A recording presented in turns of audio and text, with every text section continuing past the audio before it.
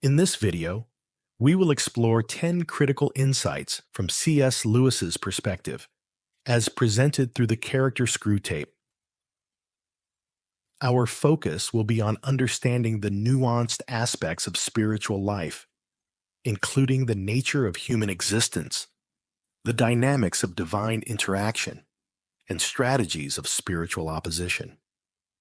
We will examine topics such as the balance between spirit and flesh, the purpose of suffering, the essence of faith beyond emotion, and the true source of pleasure. Additionally, we'll discuss the misconceptions of ownership, the value of humility, the significance of living in the present, and the importance of recognizing faith as an ultimate goal. 1. We are spiritual beings in human flesh. Screwtape writes, humans are amphibians, half spirit and half animal. As spirits, they belong to the eternal world, but as animals, they inhabit time. This means that while their spirit can be directed to an eternal object, their bodies, passions, and imaginations are in continual change, for to be in time means to change. Their nearest approach to constancy, therefore, is undulation, the repeated return to a level from which they repeatedly fall back, a series of troughs and peaks. In his astute observation, Screwtape illuminates the dual nature of humanity. We are entities of a complex duality, encompassing both the ethereal and the earthly. He posits that humans exist as a kind of amphibian, straddling two distinct realms, the spiritual and the temporal. Our spirits, tethered to the eternal, aspire towards the immutable and the divine, seeking to align with an everlasting essence beyond the confines of our earthly existence. Yet, as creatures of flesh, we are irrevocably anchored in the realm of time, a domain where change is the only constant. Our bodily desires, our passions, and the flights of our imagination are subject to the inexorable march of time, transforming with each passing moment. This temporal condition subjects humans to a rhythm of rise and fall, an undulation akin to the ebb and flow of the tides. Our journey towards spiritual constancy is marked by a succession of ascents and descents, moments of enlightenment and clarity, followed by times of faltering and retreat. This cyclical pattern of peaks and troughs reflects our struggle to maintain a steadfast course towards the eternal, amidst the vicissitudes of our mortal coil. 2. God really does love us and uses our pain and suffering to bring us closer to Himself. Screwtape writes, now, it may surprise you to learn that in his God's efforts to get permanent possession of a soul, He relies on the troughs even more than on the peaks.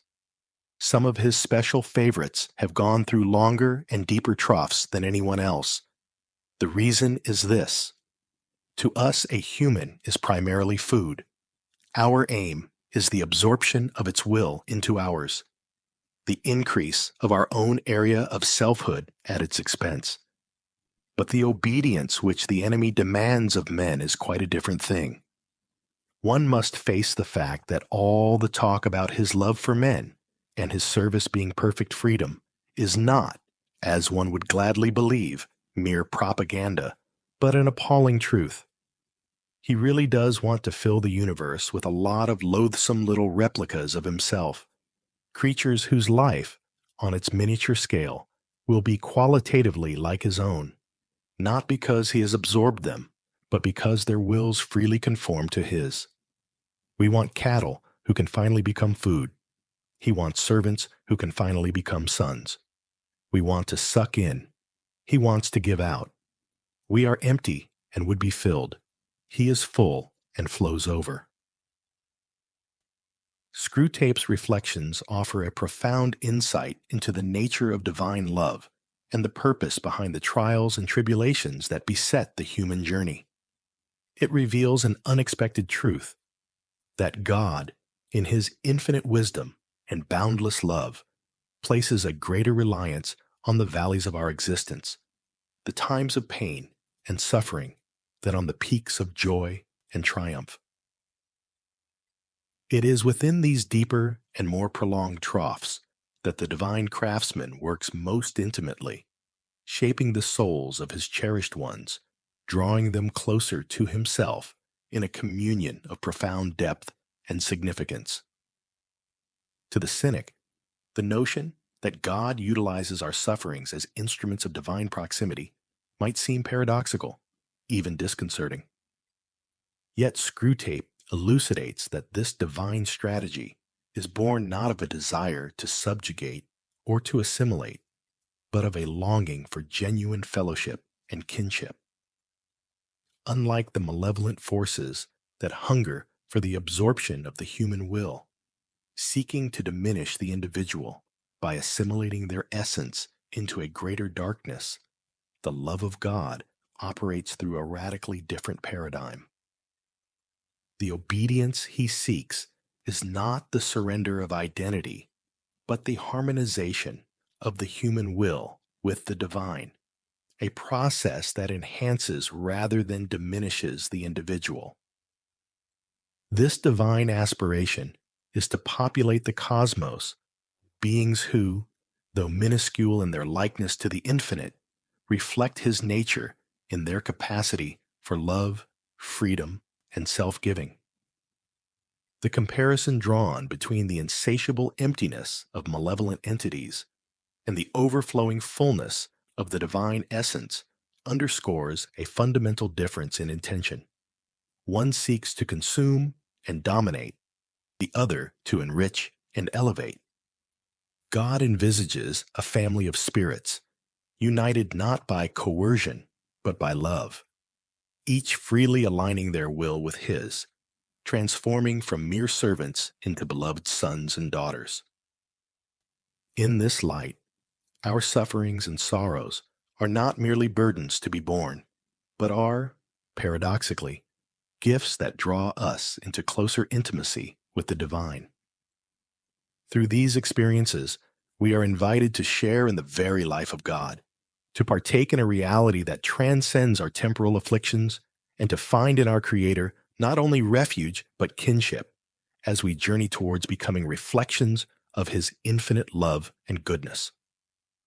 3. We are called to live by faith, not by our feelings. Screwtape writes, whenever they, humans, are attending to the enemy himself, God, we are defeated, but there are ways of preventing them from doing so. The simplest is to turn their gaze away from him towards themselves. Keep them watching their own minds and trying to produce feelings there by the action of their own wills. When they meant to ask him for charity, let them instead start trying to manufacture charitable feelings for themselves and not notice that this is what they are doing. When they meant to pray for courage, let them really be trying to feel brave. When they say they are praying for forgiveness, let them be trying to feel forgiven. Teach them to estimate the value of each prayer by their success in producing the desired feeling. And never let them suspect how much success or failure of that kind depends on whether they are well or ill, fresh or tired at the moment. In the labyrinth of human consciousness, Screwtape delineates a subtle yet potent stratagem employed to divert souls from the essence of their spiritual quest. This tactic hinges on the misdirection of focus. From the transcendent and outward-looking gaze upon the divine to an introspective, self-absorbed scrutiny of one's own emotional landscape. The peril lies not in the acknowledgement of one's feelings, but in the elevation of these feelings as the metric of spiritual fidelity and divine communion. Humans, in their earnest yearning for connection with the divine, often misconstrue the nature of faith mistaking the warmth of fervent emotion for the substance of spiritual communion. Screwtape advises his fellow tempters to exploit this misconception, guiding souls to chase after manufactured sentiments as indicators of spiritual vitality and divine favor. In doing so, individuals are led astray, ensnared in the pursuit of emotional self-engineering, rather than seeking to cultivate a steadfast reliance on God, irrespective of the fluctuating tides of feeling. This strategy of distraction seeks to undermine the very foundation of faith by insinuating that the authenticity and efficacy of prayer are contingent upon the individual's ability to evoke a particular emotional state. Thus, when a soul aspires to charity, courage, or forgiveness, the focus shifts from a sincere petition to the divine to a futile endeavor to conjure the corresponding sentiment within oneself. This inward turn not only distances the soul from God, but also engenders a false criterion for spiritual success, measured by the ephemeral and often deceptive barometer of feelings. Moreover, Screwtape illuminates the vulnerability of this approach to the vicissitudes of human condition, wellness or illness, vitality or fatigue, thereby revealing its inherent fragility and dependence on circumstance. In contrast, the true essence of faith transcends the immediate and the emotional, anchoring the soul in a trust and reliance on God that does not waver with the changing states of mind or body. To live by faith, then, is to maintain an unwavering focus on the divine, irrespective of our emotional state. It is to understand that the depth and authenticity of our spiritual life are not predicated on our ability to feel a certain way, but on our steadfast commitment to seek God, to align our will with His, and to trust in His presence and guidance, even in the absence of tangible emotional confirmation. This path calls for a relinquishment of self-reliance in the manufacturing of spiritual feelings, inviting us instead to a deeper, more enduring communion with the divine, rooted not in the transient, but in the eternal. 4. Fear is a liar. Screwtape writes, "We want him to be in the maximum uncertainty so that his mind will be filled with contradictory pictures of the future, every one of which arouses hope or fear. There is nothing like suspense and anxiety for barricading a human's mind against the enemy God. He wants men to be concerned with what they do. Our business is to keep them thinking about what will happen to them."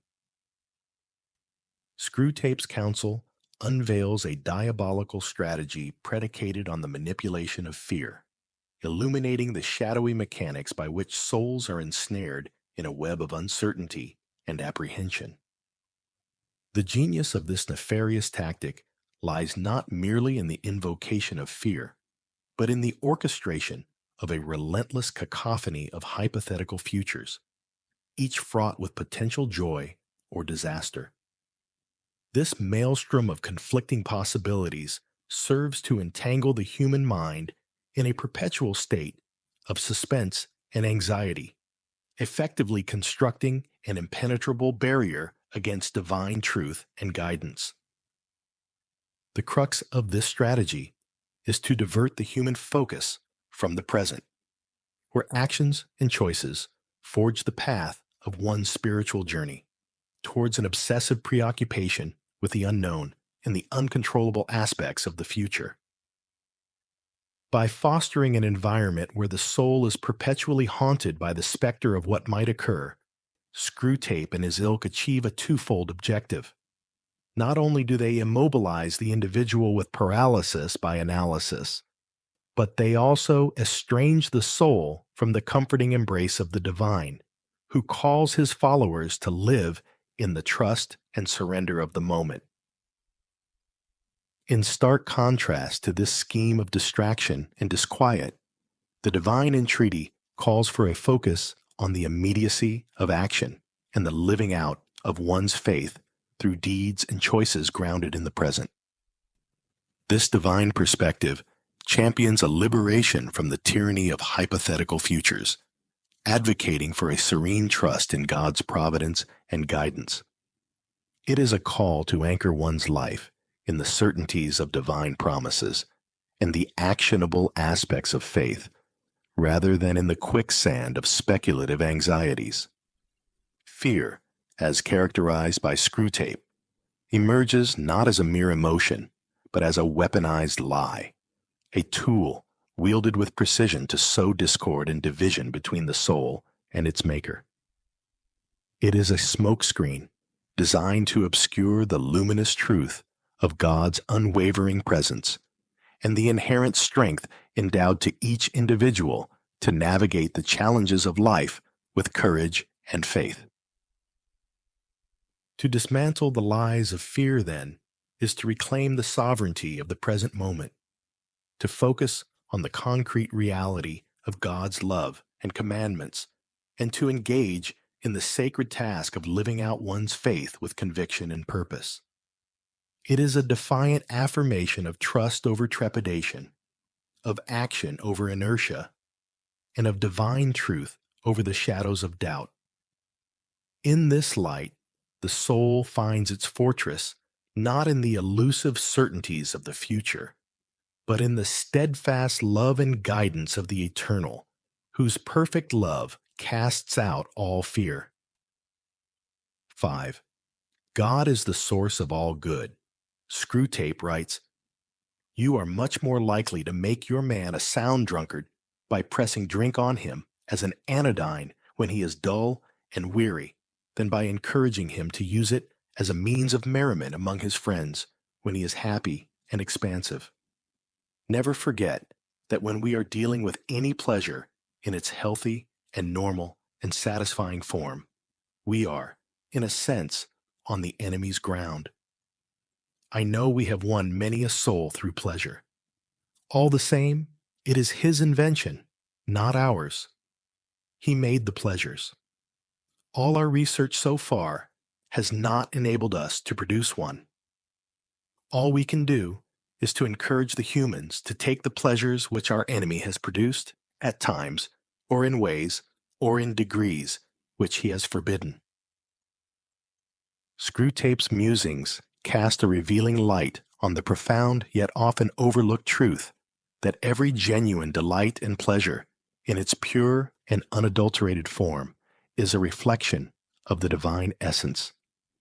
It is an affirmation that all that is truly good, joyful, and fulfilling in the world originates not from the shadows of temptation, but from the boundless creativity and benevolence of God Himself.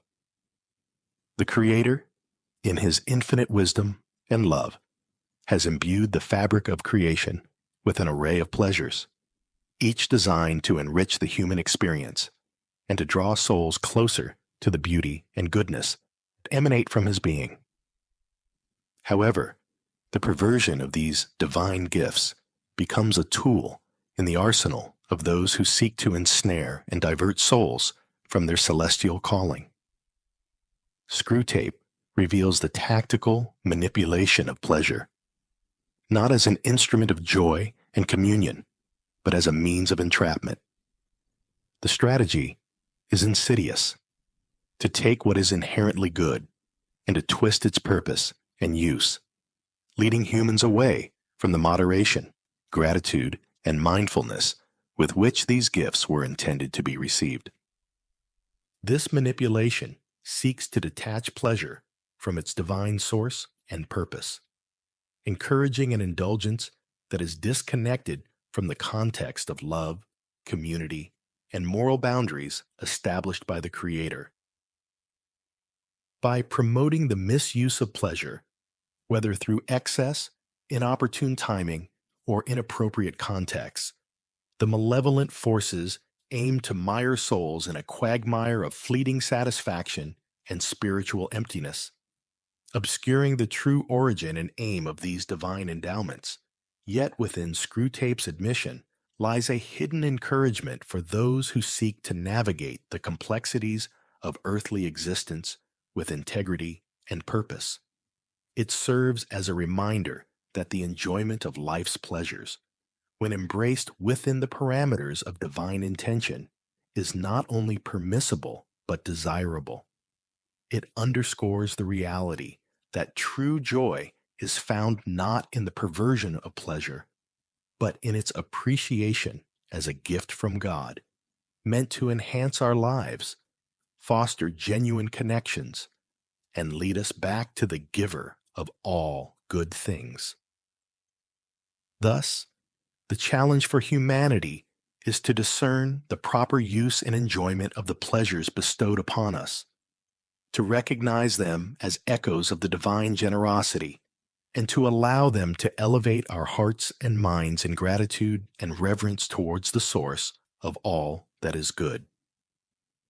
In doing so, we reclaim the beauty of pleasure from the clutches of manipulation, and we celebrate it as a testament to the goodness and love of God, who desires our ultimate joy and fulfillment. 6. We cannot rightly claim anything as our own. Screwtape writes, "Men are not angered by mere misfortune, but by misfortune conceived as injury. And the sense of injury depends on the feeling that a legitimate claim has been denied. The more claims on life, therefore, that your patient can be induced to make, the more often he will feel injured, and as a result, ill-tempered. You must therefore zealously guard in his mind the curious assumption, my time is my own. Let him have the feeling that he starts each day as the lawful possessor of 24 hours. Through the cunning voice of Screwtape, we are ushered into a reflection on the profound illusion of possession that entangles the human heart. The suggestion that misfortune stirs anger, not in its own right, but when perceived as an infringement upon one's perceived entitlements, unveils a deep-seated vulnerability within the human psyche. This vulnerability lies in the erroneous belief that we hold sovereign ownership over certain aspects of our existence, be it time, possessions, or even our very selves. This belief, as insidious as it is widespread, becomes a fertile ground for discontent, bitterness, and strife. The admonition to cultivate in the human mind the notion that my time is my own serves as a strategic ploy to isolate the individual from the broader tapestry of communal and divine interdependence. It instills a false sense of autonomy and entitlement, leading to frustration and anger when the inevitable vicissitudes of life disrupt this perceived dominion. This mindset traps individuals in a cycle of grievance and disillusionment, as the myriad uncontrollable factors that impinge upon our lives are construed as personal affronts rather than as facets of the shared human experience. Yet, in the wisdom of this portrayal lies a subtle invitation to embrace a more liberating perspective. By relinquishing the fallacy of ownership over our time and possessions, we open ourselves to a deeper recognition of our fundamental interdependence and the grace that sustains our every moment. This shift in perspective frees us from the shackles of entitlement and resentment, allowing us to live with a sense of gratitude and openness to the unfolding of life's mysteries. To understand that nothing we claim as our own truly belongs to us is not to embrace nihilism or passivity, but to acknowledge the transient and gift-like nature of existence.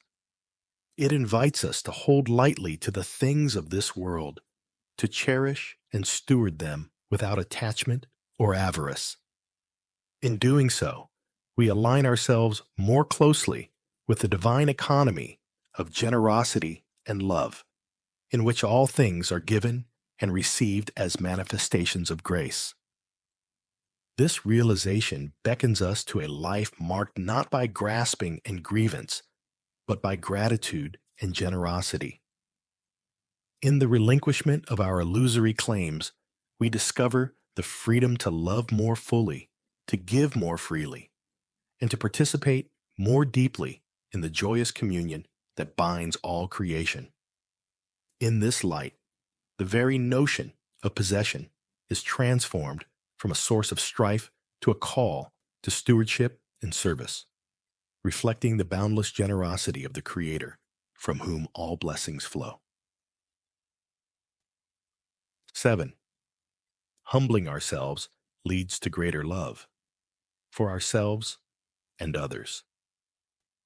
Screwtape writes, "To anticipate the enemy's God's strategy, we must consider his aims.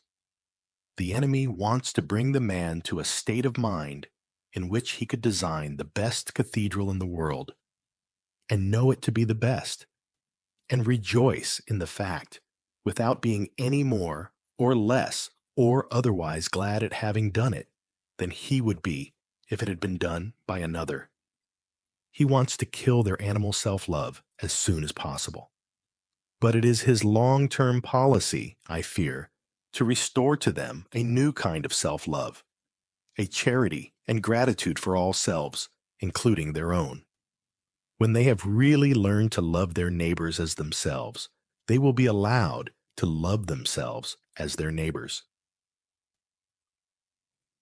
For we must never forget what is the most repellent and inexplicable trait in our enemy.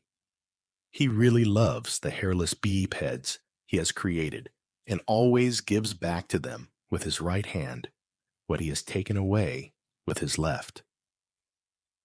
In the intricate dance of divine paradoxes that Screwtape begrudgingly outlines, we find a profound spiritual principle. The path to authentic self-love and love for others is forged through the crucible of humility. This divine strategy seeks to dismantle the fortress of pride and self-absorption, not to denigrate the self, but to prepare the ground for a richer, more expansive form of love, one that transcends the limitations of ego and opens the heart to a deeper communion with the divine and with all of creation. The enemy's aim, as Screwtape reveals with a hint of disdain, is to cultivate in humans a state of grace wherein their talents and accomplishments, though fully recognized and celebrated, do not become sources of pride or self-aggrandizement.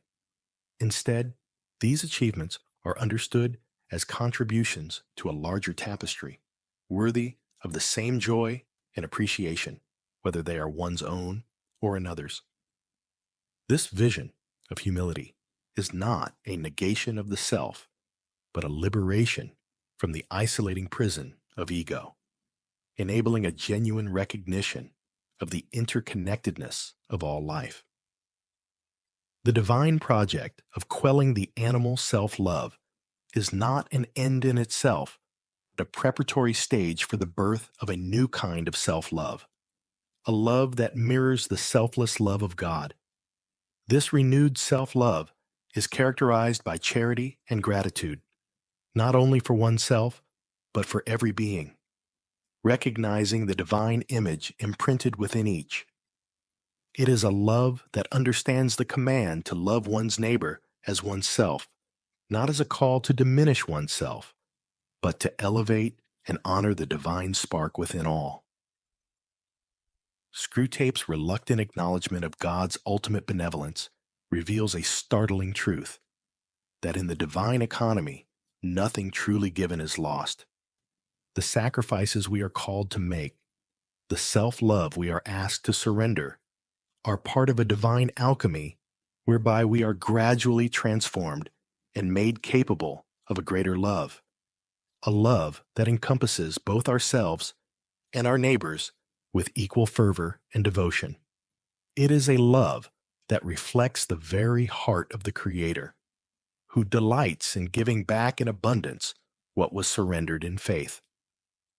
Thus, the journey towards humility becomes not a descent into insignificance, but an ascent into the fullness of love, where we find ourselves and our neighbors anew, bathed in the light of divine affection.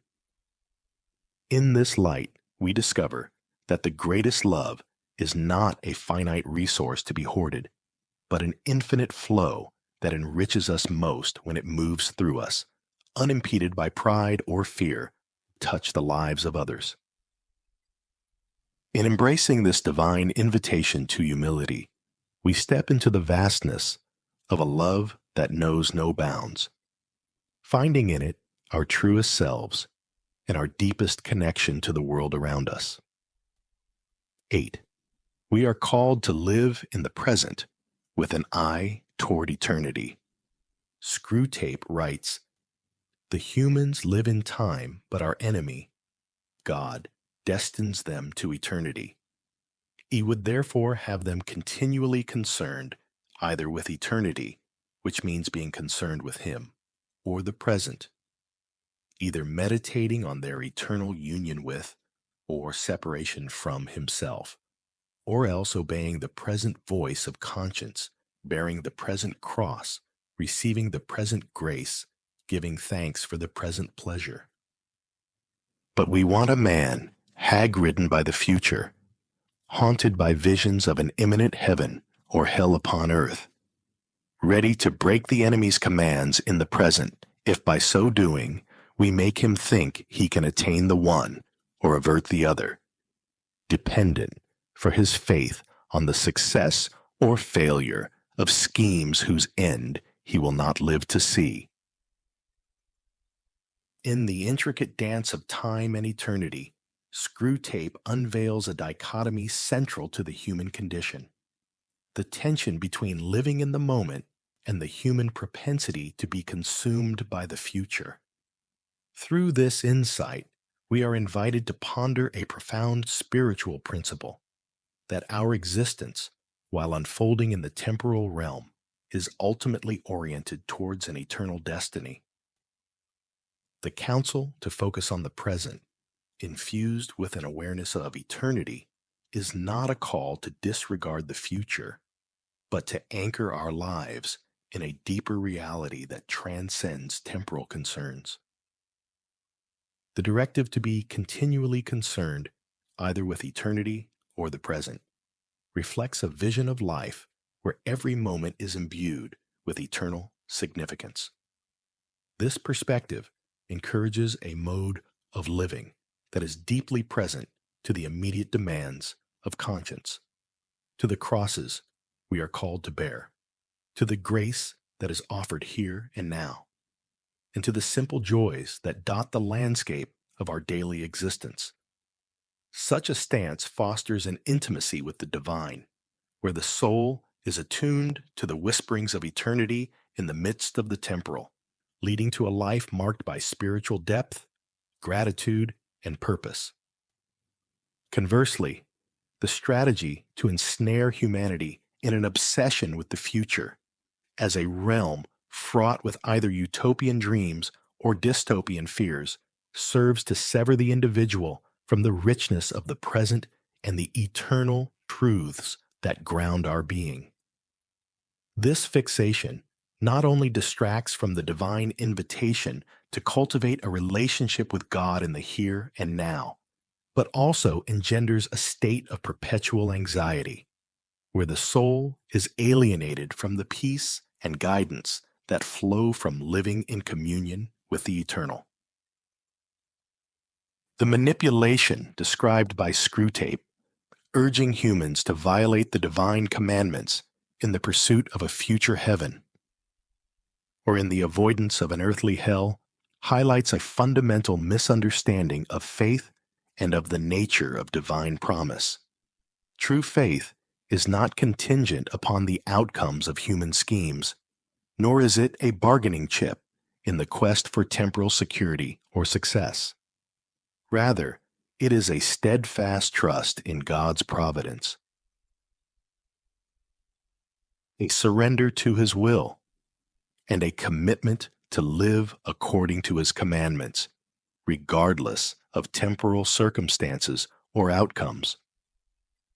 To live in the present with an eye toward eternity, then, is to navigate the journey of life with a heart anchored in the eternal love of God, responding to the immediate call of duty, love, and grace with the fullness of our being. It is to recognize that each moment is a gift from the divine, an opportunity to draw closer to our eternal destiny in communion with God. This way of living not only enriches our own lives, but also allows us to become conduits of God's love and grace to others as we journey together towards the fulfillment of our eternal calling. 9. Faith is not a means to an end, but an end in and of itself. Screwtape writes, "Once you have made the world an end, and faith a means, you have almost won your man, and it makes very little difference what kind of worldly end he is pursuing. Provided that meetings, pamphlets, policies, movements, causes, and crusades matter more to him than prayers and sacraments and charity, he is ours, and the more religious, on those terms, the more securely ours." Screwtape's keen observation sheds light on a subtle yet profound distortion that can infiltrate the spiritual journey: the inversion of means and ends, where faith becomes merely instrumental, a tool wielded for the achievement of worldly objectives. This perversion of purpose ensnares the soul, diverting it from the true essence of faith, a direct and intimate communion with the divine, sought for its own sake, not for the fruits it might bear in the realm of temporal affairs. The misalignment suggested, wherein the world becomes the ultimate aim and faith a mere mechanism to attain worldly goals, signifies a deep spiritual malaise. It marks a departure from the understanding of faith as an intrinsic good, a living relationship with God that is both the source and summit of human existence. When faith is relegated to the status of a means, leveraged for the attainment of political, social, or even personal ends, it loses its transformative power, its capacity to draw the soul into deeper union with the divine and to infuse life with the light of his love and truth. The emphasis on meetings, pamphlets, policies, movements, causes, and crusades over prayers and sacraments and charity epitomizes this shift towards activism devoid of spiritual anchor. While engagement with the world and its challenges is a necessary expression of faith, such engagement must flow from a heart firmly rooted in prayer, nourished by the sacraments, and animated by genuine charity. Absent these spiritual foundations, even the most noble endeavors risk becoming hollow, ego-driven campaigns that ultimately serve to distance the soul from God rather than drawing it closer. The warning encapsulated in Screwtape's advice serves as a clarion call to examine the orientation of our hearts and the authenticity of our spiritual pursuits. It invites us to recenter our lives on the primacy of a personal relationship with God, recognizing faith not as a tool for achieving temporal success, but as the very purpose of our existence, a journey towards God that is valuable and worthy in itself. In this journey, the fruits of our faith in the world, acts of love, justice, and compassion, are not the goal, but the natural outflow of a soul in communion with the divine, a testament to the transformative power of living in and through faith for the glory of God and the sanctification of the world. 10. The devil is subtle and cunning. Our policy, for the moment, is to conceal ourselves. I do not think you will have much difficulty in keeping the patient in the dark. The fact that devils are predominantly comic figures in the modern imagination will help you. If any faint suspicion of your existence begins to arise in his mind, suggest to him a picture of something in red tights, and persuade him that since he cannot believe in that, it is an old textbook method of confusing them, he therefore cannot believe in you. Screwtape's counsel unveils the cunning strategy employed by malevolent forces to maintain their influence over humanity, the art of concealment through trivialization and ridicule. By embedding themselves in the fabric of modern culture as figures of mockery and caricature, devils in red tights, so to speak, they ingeniously deflect serious consideration of their existence and operation. This strategy exploits the human tendency to equate the absence of physical, tangible evidence with non-existence, thereby eroding the perception of spiritual realities that lie beyond the empirical. The devil's subtlety lies not only in the orchestration of temptations and misfortunes, but in the more insidious task of obscuring their very presence from human awareness. In persuading the individual that the concept of devils is antiquated and laughable, they effectively remove themselves from the realm of consideration, operating in the shadows unchallenged and undetected. This maneuver is particularly effective in an age characterized by skepticism and a predilection for rational, empirical evidence as the sole arbiter of truth. The brilliance of this strategy is that it does not require the outright denial of spiritual realities. Rather, it relies on the nuanced manipulation of perception, leading individuals to dismiss the spiritual realm on the grounds of its seeming irrelevance or absurdity.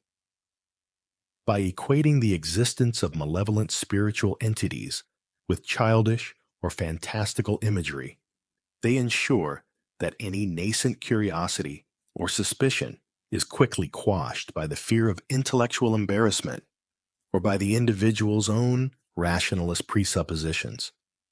Yet this very subtlety serves as a stark reminder of the complexity and depth of the spiritual battleground in which humanity finds itself.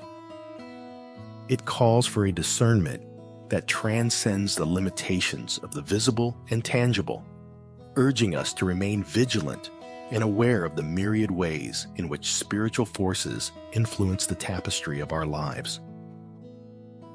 Recognizing the subtlety and cunning of these forces compels us to arm ourselves with wisdom, faith, and a deepened awareness of the spiritual dimensions of existence. In navigating this landscape, we are reminded that the battle is not fought solely within the confines of human reasoning and empirical evidence, but within the deeper realms of the spirit. It is here, in the cultivation of a rich spiritual life grounded in prayer, sacrament, and scripture, that we find the strength and insight to discern the subtle workings of both good and evil, and to choose, with grace and courage, the path that leads towards light, truth, and ultimate communion with the divine. As we conclude our exploration of these 10 insightful reflections drawn from the wisdom of C.S. Lewis through Screwtape, I hope you found depth and meaning in our journey together. If this video resonated with you and you appreciate delving into the complexities of spiritual and moral understanding, please consider showing your support by liking this video and subscribing to the channel. Your engagement helps us to continue creating content that enriches and inspires. For those who are particularly moved by what we've discussed and wish to dive even deeper, I invite you to become a member of our community. Members will receive an exclusive ebook next month, expanding on the themes we've explored today and offering further food for thought on your spiritual journey. Don't forget to check the links in the description below for more resources and ways to engage with our content. Your support and curiosity mean the world to us, and we're excited to continue this journey together, exploring the profound insights that literature and philosophy offer to our lives. Thank you for watching, and we hope to see you again soon.